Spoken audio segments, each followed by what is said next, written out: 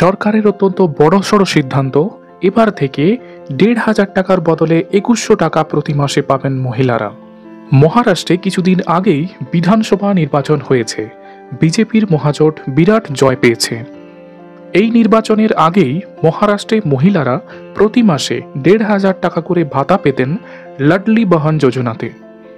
নির্বাচনী ইস্তেহারে বিজেপি ঘোষণা করেছিল, মহারাষ্ট্রে বিজেপি পরিচালিত মহাজোট জিতলে এই যোজনায় ১,৫০০ টাকা থেকে বাড়িয়ে ২১০০ টাকা করা হবে প্রতি মাসে। এবার সেই প্রতিশ্রুতি রাখল বিজেপি পরিচালিত মহারাষ্ট্র সরকার। পূর্ব ঘোষণা অনুযায়ী এই প্রকল্পের টাকা বাড়িয়ে করা হয়েছে মাসে ২,১০০ টাকা। এই যোজনায় সেই সমস্ত মহিলারাই পাবেন যাদের পরিবারের বার্ষিক আয় ২.৫ লাখ টাকার কম।